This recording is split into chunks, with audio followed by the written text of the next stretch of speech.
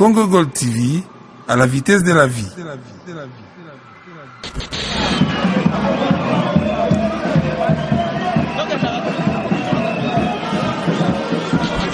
Philippe Kage. Toye ko soutenir hier pour azali moko oyo abotami na kati ya limete. Vu comment on a bien fait oya salara déjà avant kutu azana likanisi ya repostuler. Yango to tinda kiye a postuler pona ko sunga bana ya limete po to zana musungite na kati ya limete. Nous avons vu que Kage azali mwana na biso oyo azali très courageux. Alors to mona ke non to tindika ye liboso bongo aya ko salsa baleki na ye na bande kunaye baser na ye o bazali na kati alimete. Ma émission les kitoko culturel, politique, religieuse.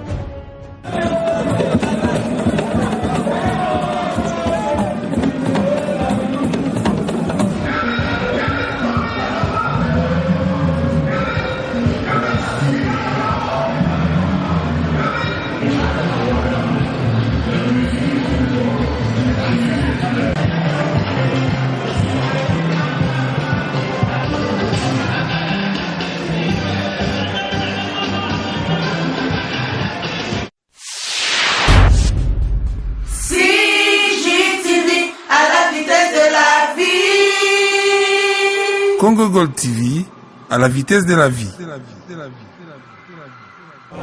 Normalement, biso tozakaka, biso toyaki kaka pona mwana mboka oyo alimete Philippe Kage. Toye ko soutenir hier po azali moko oyo abotami na kati ya limete. Alors biso toye ko soutenir hier pour azwa instruction place oyo utaka azala molobeli ya bana ya limete oyo toyaki yango wana mingi basala bongo ezalaka likambo motema Philippe asungaka bandakala donc iti akokomaka akosungaka kaka ezalaka likambo motema misusu pe basunga bango bakenda libela bazonga te misusu pe basungaka deja metanga kokoma kosunga lisusu ya mingi oye asungaka deja ya koloba mingi eza te lelo Philippe soki a postulé na candidature provinciale eza parce que biso bana ya limete nde topusaki ye asala yango vu comment on a bien fait oya salara déjà avant kutu azana likanisi ya repostuler yango to tindaki ye a postuler pona kosunga bana ya limete po tozana musungite na kati ya limete. Oui, Philippe azali capable ya kolongola chômage na kati ya limete po apesaka déjà batu misala po place o tozali eza espace Kage ya papa na ye donc mingi ya kolobeza te. Vraiment ya koloba mingi eza te mais normalement biso tozali papa ya Philippe Kage. Na kati ya quartier na biso oyo wana azali mwana na biso oyo biso totiaka motema oyo azali mwana na biso biso totiaka motema. C'est pourquoi nous avons vu que Kage azali mwana na biso oyo azali très courageux. Alors to mona ke non to tindika ye liboso bongo aya ko salsa baleki na ye na bande kunaye baser na ye oyo bazali na kati alimete oyo biso tozali biso batata na ye normalement ton monaka misala oye asalaka ton monaka pendenge azo salsa baleki na ye oyo bazo sala sikoyo na kati ya société oyo na kati ya habitation pe ndako oyo fondation oyo. Alors c'est pourquoi nous avons vu batata naye tous moni eloko oyo azo sala mbale kine tolobi non kende liboso comme ça bima kuna bongo oya ko salisa biso soki toza na problème songolo yo okosalisa biso. C'est pourquoi nous avons vu que non gage abima comme ça ye aya ko salisa bale kinaye na biso ba papa na ye na ba mama na ye.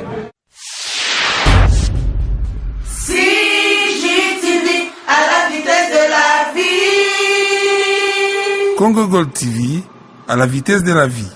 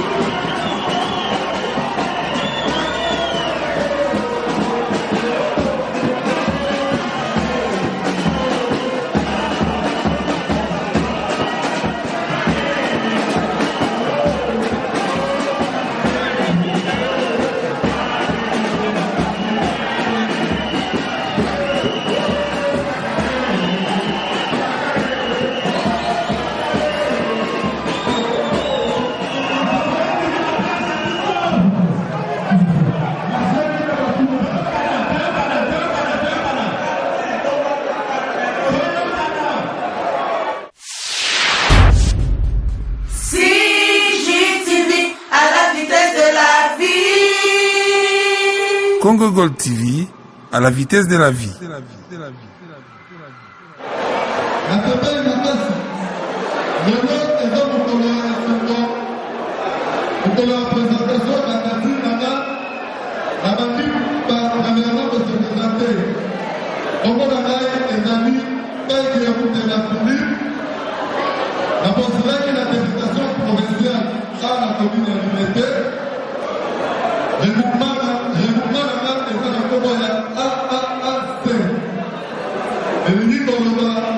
Action des alliés pour l'amélioration des conditions de vie des Congolais, avec comme projet de société le développement à la base.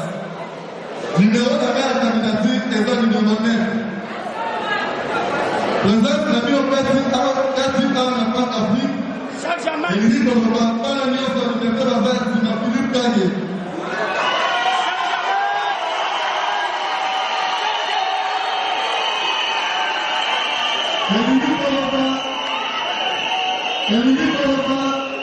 L'unité est connue dans notre Philippe Kagé la puissance.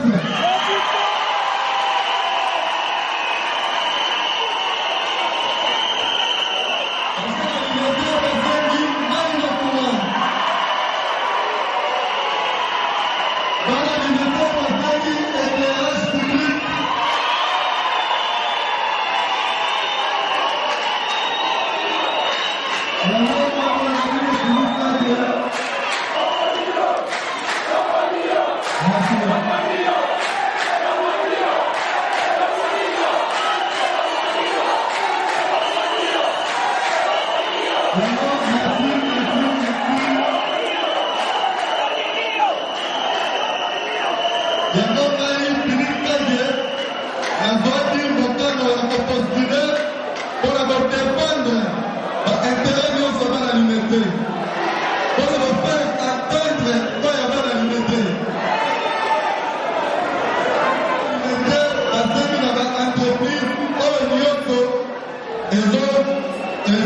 bakomina na limete bakoka kopesa bamutu responsabilité bakoka kofuta mutu wa mutu na lolenge esengeli ezalona te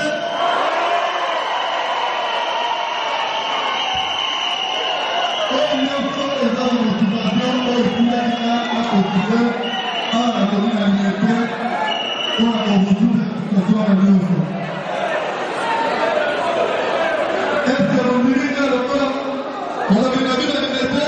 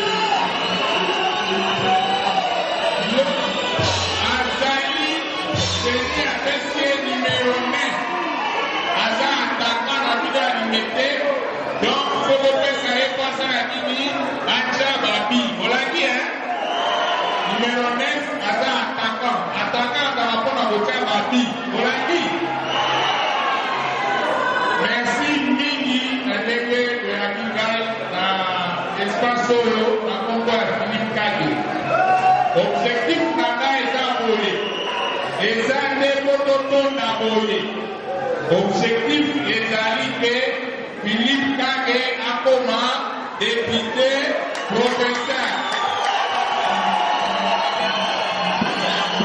Voilà bien. Donc voilà.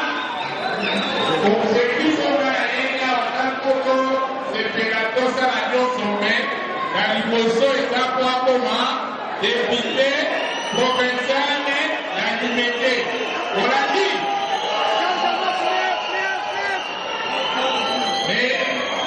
lobi biso toza regroupement AAAC ndenge Philippe alobi devise na biso pe objectif na biso eza développement local ebandaka na veni eke na quartier eke na commune eke na district eke na province après nde ezali développement mboka nyonso nakosenga na bino nyonso ebosala nyonso ebabiloko nyonso bokosala esalaka Philippe mboka nini député provincial objectif na ye kozala po asala développement local na wapi na limete olandi oyo alobi awa po asala yango ifo azala na pouvoir bino bopesi ye pouvoir wana eza nini ifo akoma député provincial olandi soki bino nyonso bondimi de Philippe akoma député provincial botelema botobeta ye maboko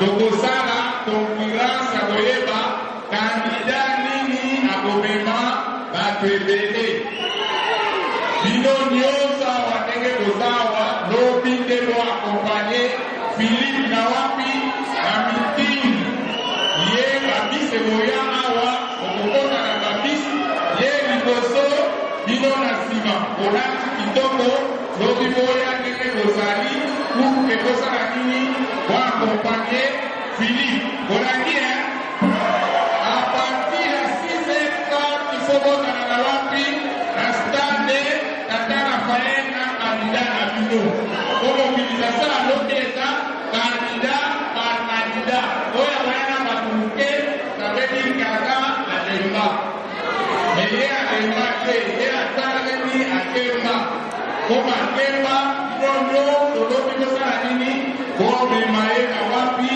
na stade de Tata Raphaël obo soki tomoni mpe tokokoke makolo eza na limete no eza nango pembeni ya limete frontière limete na kalamu me babisi kozala et tout le monde et Philippe va mobiliser bino tokosala lobi ya miti okonde tozala baprésentation ya bacandidat il faut que candidat na candidat na bisa makasi na ye olandi merci naza très occupé comme na centre d'orientation na kotika bino na Philippe mais je préfère lobi na 6h biso nyonso tozala wapi na stade Tata CGTV à la vitesse de la vie. Congo Gold TV à la vitesse de la vie.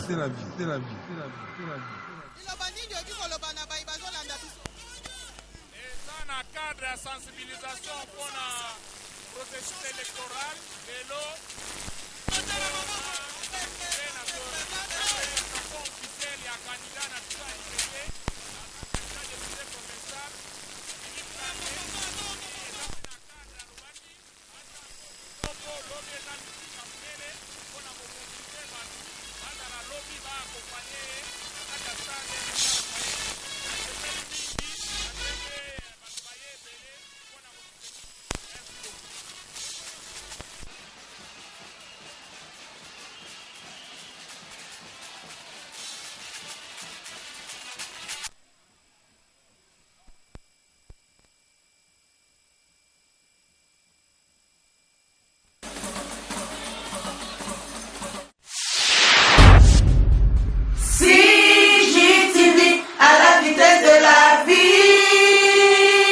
Congo Gold TV à la vitesse de la vie.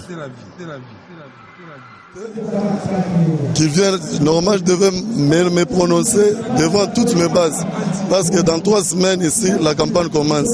J'avais bien voulu qu'avant que la campagne commence, je puisse faire appel à toutes mes bases délimitées, que je puisse me prononcer, m'annoncer devant eux.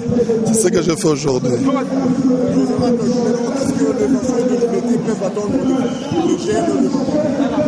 Le travail, je suis en train de me battre.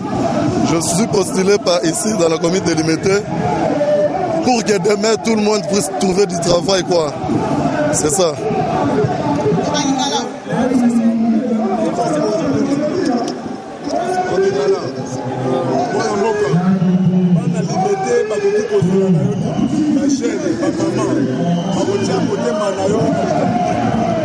Dès la postulé, tozolinga année prochaine, bajeune nyonso alimete, baba na kosala musala.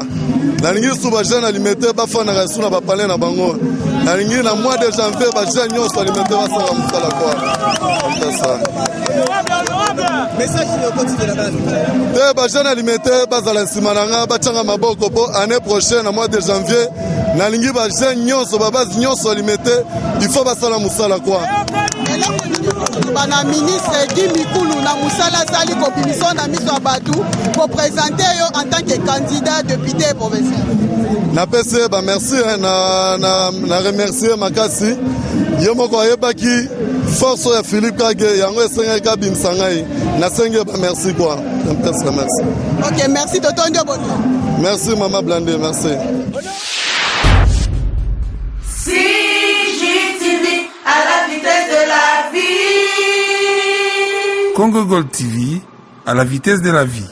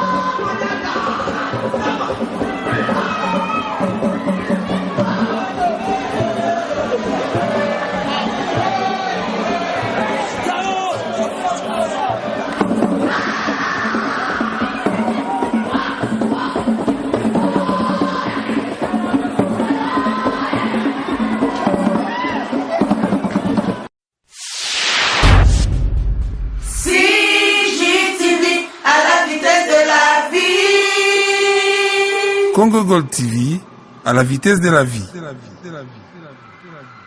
Merci mingi na balandi ya Congo Gold TV ndenge bino moko bozomona tokomi na suka ya émission na biso face à l'opinion bolandi ba Umange ndenge nini candidat à la députation provinciale Philippe Kage bomoni ndenge mobilisation ezalaki ya mo amba mobimba ndenge bayaki ko répondre na invitation ya candidat na bango Philippe Kage. En tout cas ezalaki il n'y avait pas vraiment de commentaires à commenter sur ça. Et puis, Binomoko Bomoni, Baïman, Jezana, ils ont témoigné sur Yango. Maintenant, on est presque à la fin de on est déjà à la fin de notre émission face à l'opinion. Je peux pas finir mon émission sans pourtant saluer, remercier quelques personnes. Je commence à remercier mon boss, Michel Bayambo, et avec toute l'équipe technique qui était derrière moi. Là, je vois Fabrice Machine, Kagoul, donc avec son assistant fidèle. Merci, à la prochaine émission.